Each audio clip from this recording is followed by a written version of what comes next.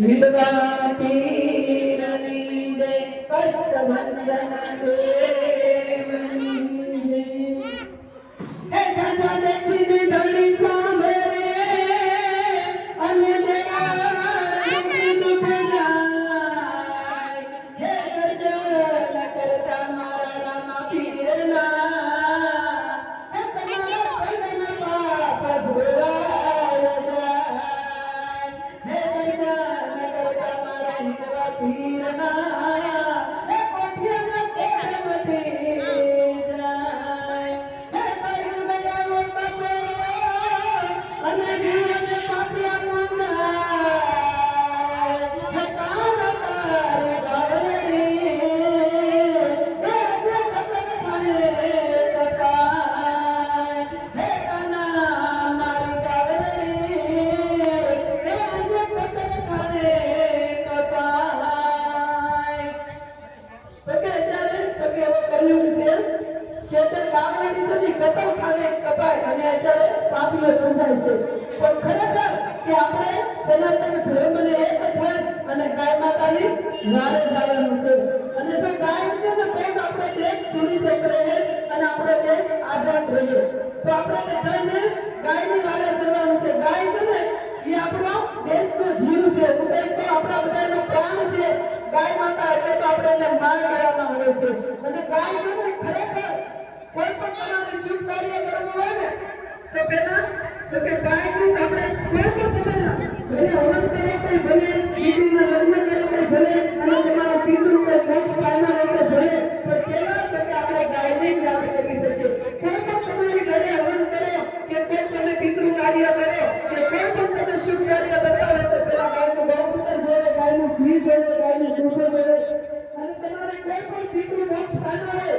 તો આખા કુટુંબ ભેગા થાવ ને તો એ ગાયને દૂધને પાણી રેડે ને તો એ પિતૃને મોક્ષ મળતો હોય અને તમારી દીકરીને તમે કન્યાદાન કરતા હોય તો પહેલા તો કે ગાય માતાને કન્યાદાનમાં દેવામાં આવે છે તો ગાયને અંદર 33 કોટી દેવતા તો છે પણ એમાં 33 ઔષધિઓ છે કે કેન્સર જેવા કેન્સરની બીમારીઓ પણ મટાડે છે તમારા લીવર ખરાબ થઈ જાય તો ગાયના સાણ ખાવાથી લીવર પણ નવા થઈ જાય છે તો તમારે જે પણ નાની નાની એવી રોગ હોય તો એ રોગ પણ નાબૂદ થઈ જશે ગાય માતાના સાણ અને ગૌમૂત્ર અરગ લેવાથી તો ગાયની અંદર કેટલી શક્તિ છે કે ગાય છે ને એના મુખમાં તો કે ખાલી ભાગવત છે અને ગાયનું ગળું છે એના 18 અધ્યાય છે અને ગાયનું જે ધ્યાન છે ને ના શિવજી સાક્ષાત વિરાજમાન છે અને એના મસ્તક ઉપર તો કે આખા વૈકુંઠ ધામ છે અને ગાયની ગોબરની અંદર માં લક્ષ્મી સાક્ષાત વિરાજમાન છે એટલે તો આપણે પાંચો વારના બંગલો છે પણ આ ખોડિયામાં જીવ હોય ને ત્યાં સુધી આપણે સોફે બેહી હતી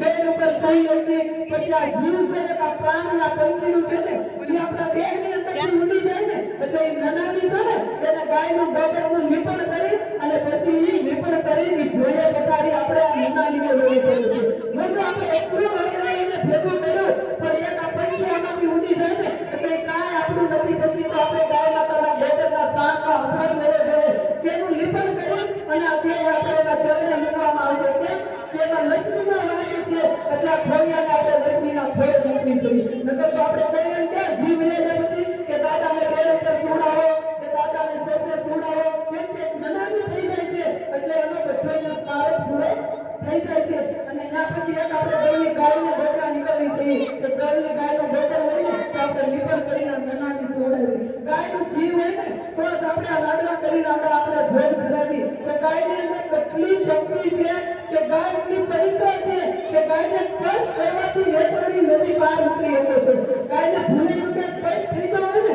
તો આપણે સ્વર્ગ લોક જાય ને તે વેતરની નદી આવે છે એ આપણે આકાશથી હલાકાથી પાર ઉતારવી હોય ને તો ગાયનું પૂછડું પકડે ને તો એ આકાશથી હલાકાથી તમને પાર ઉતારે પણ ક્યારે તો કે આવા ધર્મના કામ કર્યા હોય તમે ગાય માતાની વારે કર્યા હોય ગાય માતાના આંસુ લૂછ્યા હોય તો એ ગાય માતા ખરેખરીના તમારા ખેલ હોય ને તો એ તમને મદદ કરે પણ આપણે પહેલા એને મદદ કરવી જોઈએ પહેલા એના ખાતામાં આપણી બેલેન્સ પડ્યું હોય તો જ આપણે પાછું વ્યાજ વધુ પાછું આપે પણ આપણે ક્યારેય ધર્મના કામમાં કોઈ આપણે સત્સંગમાં બેઠા નથી કોઈ દાન કર્યું નથી કોઈ પૂર્ણ કર્યું નથી કોઈ ગૌશાળાની અંદર જે ગાયની વેદના વાસી નથી તો આ બધું આપણે ક્યાંથી મળે આપણે નકર આપણે માયામાં ફસાયેલા ભેગું કરવામાં તમને મને બધાને ખબર છે કે આપણે હવે કાંઈ આવવાનું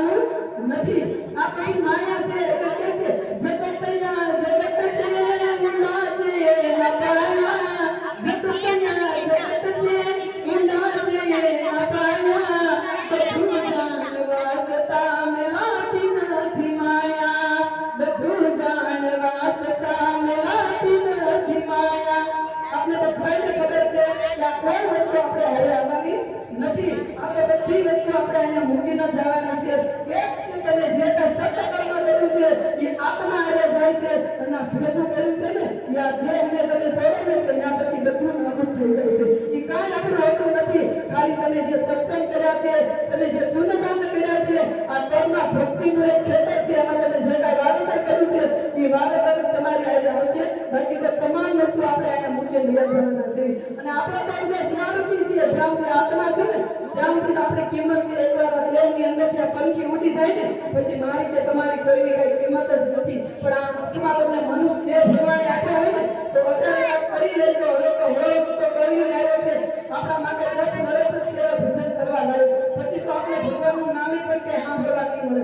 કેમ કે અત્યારે તમે જુઓ છો 12 દેશમાં યુદ્ધ ચાલે છે અને આપણા દેશમાં પણ આવશે. પણ આપણા દેશમાં યુદ્ધની ના પ્રકૃતિથી યુદ્ધ ચાલે.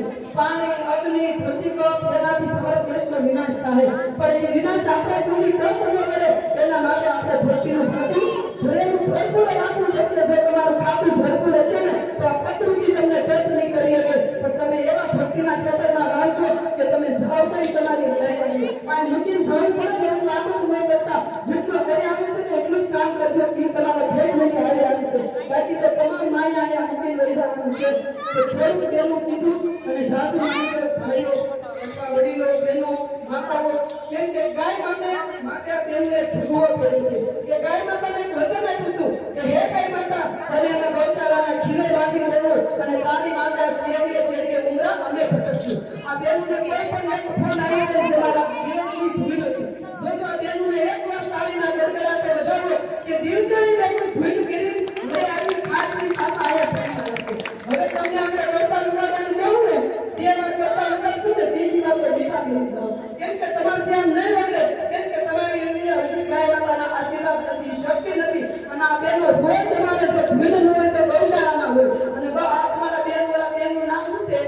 પરભાદેના મારી હારે આવે છે ગૌશાળાની અંદર સેવામાં. એકવાર એને તાળીના ગડગડા કે લગાવો કે બેન મારી હારે જ હોય સેવામાં. એટલે પૂછો અમે ગૌશાળામાં ધૂળ ન હોય તો અમારે એક દિન શા માટે અમને ગૌશાળામાં સેવામાં હોય અને સેવામાં હોય તે બધી ધૂળ હોય પણ અમારી એક કલાકે જે વ્યસ્ત નથી થતી. કેમ કે અમે જે સમય ઘરકામ કરતા કરતા બધાને બાળ બચ્ચાને હાસતા એ ગાયના સેવા માટે અર્પણ કરવી છે. અમારી સેવાનું કામ છે.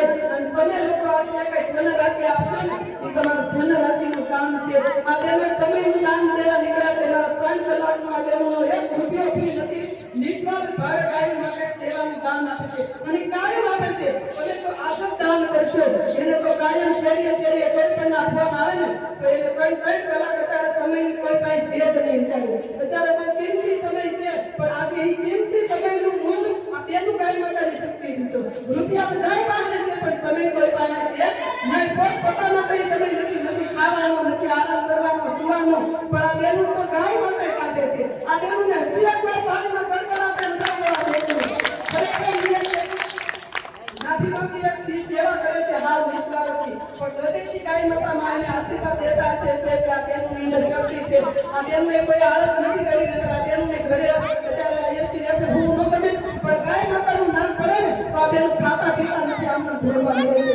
એટલે તો કાળિયા ઠાકરનો આ બેન માટે હાથ છે એટલે તરતી શક્તિ છે. કેટલી વરસાદ વગાડે છે છતાં એને કોઈ બેનનું નામ કોઈ એનો સેવો ઉદાસ નથી. તમે ખાલી 12 ની અંદર ગાળામાં પોતા મારશો ને તો બે આરામ કરવો પડશે, થાક લેવો પડશે તમારો કઈ પોતા માટે. અને આ બેન એક કરા કરતા વગાડે છે પણ એનો ચહેરામાં આનંદ જોવો પડે. આનંદ છે નંદ છે અને નંદ છે એ કૃષ્ણ છે. એટલે હવે શું મારી મામીને વિરામ આપું છું. પછી આપણે ધૂળ તરફ જવું છે અને અમારે થાળી પડે ને એમાં ફૂલ હોય તો ફૂલની પાંખડી એ તમે જે ફૂગો ને એ કાળિયા ઠાકરને અમારે ગમે ગાય આપો કરવાનું છે. અને એ અમારે ક્યાં દેશમાં પોતાના કાંઈ કમોટર કામ છે જ્યાં બીમારીનું આયુષ્ય હોય કરવાનું છે. આ બેન અમારે હારે આવ્યા હતા કે જ્યાં ખરેખર અમે ખાલી 3 કિલોમીટર આવ્યા હતા અત્યાર ટાઈમ ભરેલી હતી. એટલે અમને વેદના એવી થઈ કે ગાય માતા આપણે દેશમાં મૂકી દઈએ છે પણ આપણી માં કેટલી અહીંયા દુખી છે. પણ આ માં માટે અમે શક્તિ એક જાગૃત થયું અને આ બીમારીનો રોગ બનાવશું. અને એ રોગની અંદર ગાય માતા જે 42 ડિગ્રી તાપમાનની અંદર રબરતીની જ્યારે સાયે બેસે ને તે એના નાભીમાંથી આશીર્વાદ દે ને એ આપણા દુઃખોને ભાંગીને ભૂકો કરી નાખશે. જેની આ સેવા કરવી બહુ કઠણ છે પણ તમે ભાગશાળી છો કે આજે તમને દાન કરવાનો મોકો મળ્યો છે. નકર આ તમારે ધૂળનો સમય આ જયેલી નથી પણ કઈ આવું ભવાય મતલબ ખેતર સારું બધું ન હોય છે અત્યારે તો હવે તો કર્યું જ છે ચોખ્ખા ખેતર તો જોઈએ એકા દિવસ મળશે હો કરતા હતી એક જ દીવો હશે એ ભગવાને દીવો કીધો છે કે હો માણસને મળશે એક જ માણસ છે એ તમે આવી જ રીતે ઘણા અત્યારે ધર્મના કામે ધર્મ થાય છે પણ આ એક બાબા સીતારામ મહિલા મંડળ એવું છે કે તમે આજ વાવો અને કાલ ઉગે અને ઉગે ને એને દુનિયાની કોઈ તાકાત ન શકે એવું આ બેનું કામ કરી બતાવે છે આપણે એને કહેવાય છે આ રૂપિયો એક રૂપિયો તમારી પાસે કાળી માતા માટે ઉભરેલી એ બેનો ખોટા ગૌશાળામાં જાય લાડવા ખબર છે કેળા ખબર છે બીમાર કરીને આવશે હોય થશે તમને જેટલી હોસ્પિટલમાં સુવિધા મળે ને એટલે આપણી માને પેલા સુવિધા મળવી જોઈએ જગતની અંદર ભારત દેશની અંદર આપણી માં હશે ને તો આપણે આઝાદ હશું અને એક દિવસ સમય એવો આવશે કે ફોરેનમાં તો ગઈ ચૂક્યો છે પણ હજી એવા રોગો આવશે કે આપણે દવાખાનામાં ઓક્સિજન ન મળે એ આપણે ગાય માતાનો શ્વાસનો ઓક્સિજન લેવું પડશે આપણે ગાયને બદલી ચાવી લગાવી જો